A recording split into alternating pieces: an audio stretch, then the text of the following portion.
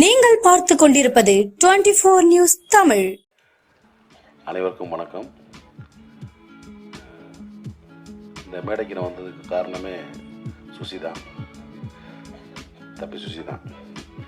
இல்லை தப்பின்னு நிறைய பேர் சொல்லி எல்லாத்தையும் தப்பின்னு கூப்பிட்றாங்க. இப்போ அப்புறம் வர அப்புறம் ஏன்னா நான் உங்களுக்கு தெரியும், நடிகரானதே நான் மகாநாளில் தான் ஃபஸ்ட்டு. ஸோ என் வாழ்க்கை, என்னுடைய வாழ்க்கை தரம் ஒரு நடிகனாக, ஒரு புகழ்பெற்ற ஒரு நடிகனாக வர்றதுக்கும், அதன் மூலமாக பொருளாதாரம் உயர்ந்து என்னுடைய கஷ்டங்கள் அனைத்தையும் தீர்த்தது என்னுடைய அன்பு தம்பி சுசி தான். ஏன்னா அதுக்கு முன்னாடி தெரியும், சுசிக்கு தெரியும் நான் எவ்வளோ கஷ்டப்படுறேன் அப்படின்னு தெரியும். பொருளாதார ரீதியாகவும் சரி, அதே மாதிரி ஒர்க் விஷயமாக ரொம்ப ஸ்ட்ரகிளில் இருந்த காலகட்டம். டக்குன்னு ஒரே படத்தில் மாற்றி விட்டாங்க லைஃப்பை. நான் மகனில் தொடர்ந்து வாய்ப்பு கொடுத்து, அதாவது நான் மகனோட கைவிட்டுறாமல் அழகசாமி குதிரை, ராஜபாட்டை தொடர்ந்து அண்ணனுக்கு அடுத்தடுத்து வாய்ப்பு கொடுக்கணும். ஏன்னா ஒரு நடிகனை ஒரு படத்தை அறிமுகப்படுத்திட்டு அப்படி கைவிட்டுட்டா அடுத்தடுத்து மற்றவங்க கூப்பிட்ற கஷ்டமாயிடும். ஸோ ஏன்னா அது நீங்கள் பாலச்சந்திரன் சார்ட்ட பார்க்கலாம். ஒரு நடிகர் அறிமுகப்படுத்தா தொடர்ந்து வாய்ப்பு கொடுத்து மக்கள்கிட்ட அந்த பேச அட்ஜஸ்ட் பண்ணிட்டே இருப்பார். ஸோ அந்த மாதிரி என்னையை தொடர்ந்து வாய்ப்புகள் கொடுத்து என்னை அட்ஜஸ்ட் பண்ணி என்னையை ஒரு நடிகனா இன்றைக்கி நான் நல்லா இருக்கேன்னா அதுக்கு எனக்கு மனசார சொல்லுவேன். நானும் என் குடும்பமும் எப்பயுமே சுசிக்கு நன்றி கடனாக இருப்போம். எப்போ கூப்பிட்டாலும் நான் சுசி அப்படின்னு ஏதாவது ஒரு ஃபோன் பண்ணி ஏதாவது ஒரு சின்ன கேரக்டர் ஒரு சும்மா வந்துட்டு போனா கூட நான் போயிடுவேன். நான் அதுதான் முதல்ல எனக்கு ஃபஸ்ட் ப்ரிஃபரன்ஸ். ஏன்னா சுசியை நான் முதல் நாள் ஒரு அஸ்னேட்டராக ஜாயின் பண்ணதுலேருந்து நான் பார்த்துக்கிட்டு இருக்கேன். பேரன்பு மிக்க ஒரு அன்பு தம்பி, மிக திறமையான ஒரு இயக்குனர். அது சொல்லுவாங்கள்ல, சுத்தமாக தொழில் தெரியும்னு, அந்த மாதிரி சுத்தமாக தொழில் தெரியும். ஒரு டைரக்ஷன்னா நச்சுன்னு அப்படியே, அதாவது கன்ஃபியூஸ் இல்லாமல் இருப்பாப்ல ஸ்பாட்டில், நீங்கள் பதறவே வேண்டாம். அதனால இந்த படம் அவ்வளோ ஃபாஸ்ட்டாக முடிஞ்சிருக்க காரணமே அதுதான். அமுதேஷ் சொன்ன மாதிரி போனாங்க டக்கு முடிச்சு வந்துட்டாங்கட்டாங்களா, அது காரணம் தொழில் சுத்தமாக தெரியும். யாருக்கும் பயப்பட தேவையில்லை. நம்மளுக்கு தொழில் சுத்தமாக தெரிஞ்சு யாருக்கும் பயப்பட தேவையில்லை. கேமரா மாட்டேங்க வைப்பா தம்பி ஷாட்டு லென்ஸ் அதை பிடிச்சி அந்தளவுக்கு இதாக சொல்ல வரல, அந்தளவுக்கு க்ளீனாக இருக்கலாம். அதே மாதிரி என்ன வேணும், ஆர்டிஸ்ட் என்ன வேணும், காஸ்டியூம் என்ன வேணும், காஸ்டியூம் டிசைன் என்ன கலர் வேணும், ஸோ எல்லாமே சுத்தமான ஒரு தொழில் தெரிஞ்ச வேலைக்காரன் தான் சுசீந்திரன். ஏன்னா இவ்வளோ நாட்கள் தொடர்ந்து வெள்ளை கபடிக்குள்ளேருந்து இவ்வளோ நாட்கள் பயணப்பட்டு வர்றதே ஒரு பெரிய விஷயம். மீண்டும் அதே மாதிரி இப்போ 2K கிட்ஸ் வச்சு எடுத்த மாதிரி இன்னும் பெரிய பெரிய கதாநாயகங்களை வச்சு திரும்பவும் ஒரு பெரிய கம்பேக்காக வந்துடுவாப்புல. அதுக்கான அத்தனை தகுதியும் திறமையும் வாய்ந்தவன் தான் என்னோட அன்பு தம்பி சுசி. அதே மாதிரி இந்த படத்தில் எனக்கு தெரிஞ்சவங்க நிறைய பேர் நடிச்சிருக்காங்க.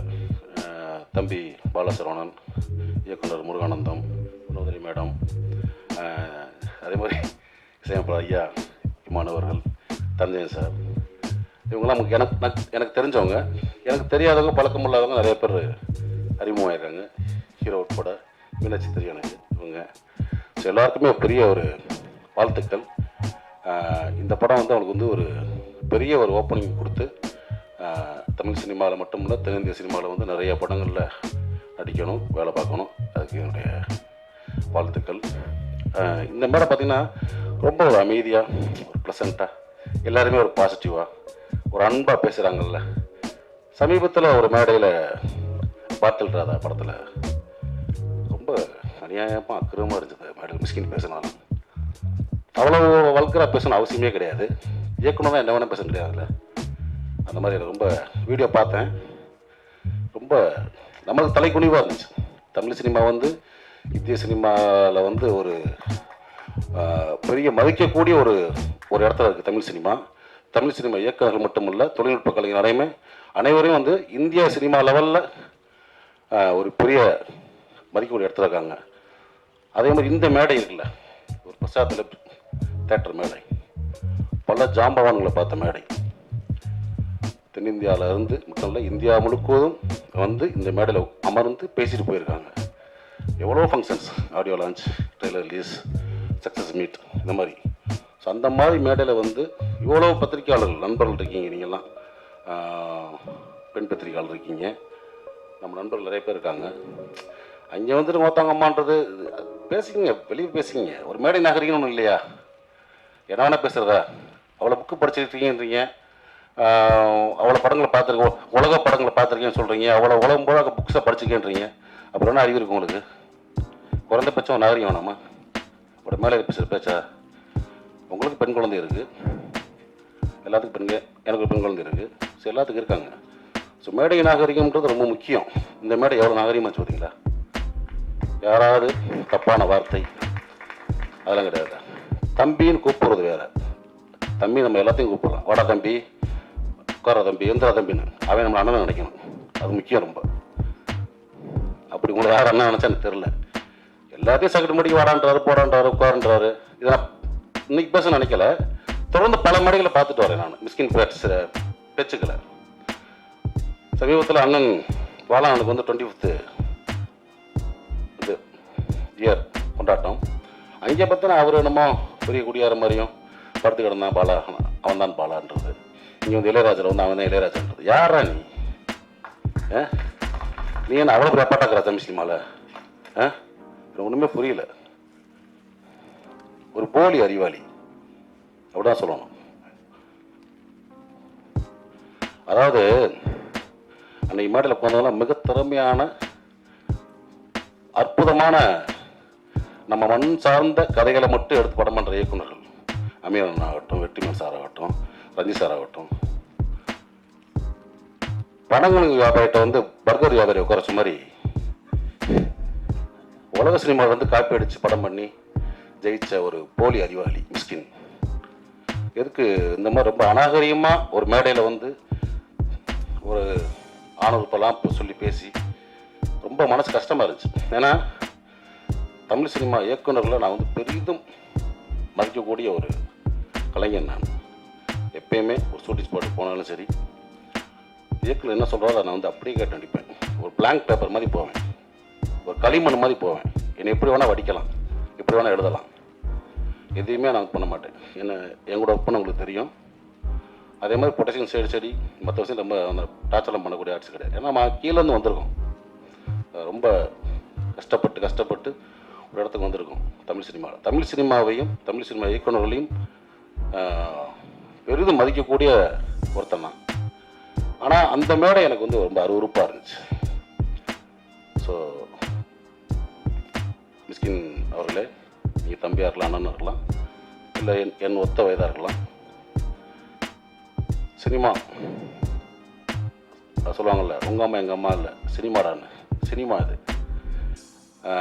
நீங்கள் வந்து ஒன்றும் ஒரு ட்ரெண்ட் செட்டர் ஃபிலிம் பண்ணியெல்லாம் நீங்கள் வந்து ஜெயிக்கலை. குத்தாட்ட பாடல்கள், ரொம்ப சாதாரண கதையில் எடுத்தான்னு ஜெயிச்சிருக்கீங்க. நீங்கள் சுசீந்திரன் மாதிரி ஒரு மண் சார்ந்த வெண்ணிலா கபடிகள் எடுத்தோ, அமீரண்ண மாதிரி ஒரு பருத்திவரன் எடுத்தோ, ரஞ்சித் சார் மாதிரி ஒரு மெட்ராஸ் படம் எடுத்தோ, பாலான மாதிரி சேது படம் எடுத்தோ, பாலாசித்தல் மாதிரி ஒரு காதல் படம் எடுத்தோ, ஒரு கிழங்கு மாதிரி தோண்டி எடுத்து நீங்கள் படம் பண்ணல. வெளிநாட்டு படங்களுடைய முகத்தில் அதனுடைய ஷார்ட்ஸை காப்பி பண்ணி, சீன்ஸை காப்பி பண்ணி ஜெயிச்ச ஆள். ஸோ இங்கே வந்து ஒரு போலி புத்திசாலி, அதை நான் வச்சுக்கிட்டு பிறகு இன்னும் பல மேடை நீங்கள் பேசலாம். கொஞ்சம் நாகரிகமாக பேசுங்க. ஏன்னா நீங்கள் உட்காந்துருக்க மேடைகளில் பெரும் கலைஞர்கள் உட்காந்துருப்பாங்க. அதுக்கெல்லாம் மேடையில் சொல்கிறார், வெற்றிமாறனையும் ரஞ்சித் அமீர் இந்த மத்தரக்கூடியார் நீங்கள் பார்த்தீங்களா, ஊற்றிங்க கேவலமாக இல்லையா? எத்தனையோ பேர் குடிக்காமல் வந்துடலாம், குடிப்பழக்கம் இல்லாத இருக்கலாம் மேடையில். எப்படி மொத்தமாக சொல்கிறீங்க? ஏற்கனவே சினிமாக்காரனே கிளுகிளுன்னு தான் இருக்குது. பார்க்குற பார்வை வேறு மாதிரி இருக்குது. இந்த மாதிரி நம்மளே தாழ்த்தி நம்மளே வெளியே அசிங்கப்படுவான்னு நினைக்கிறேன். இது வந்து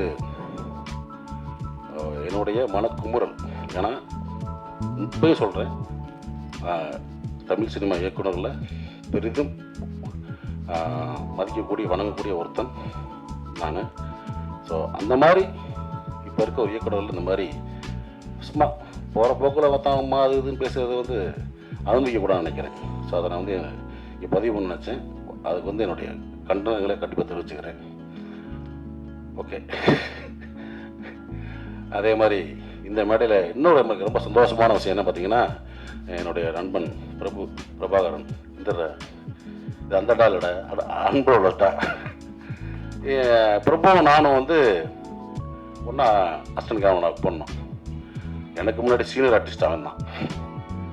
ஏன்னா வந்து பூலான் கட்டு இப்போ பார்த்துருப்பீங்க, பூலான் வாசம் சாரி அஜித் சார் படம்.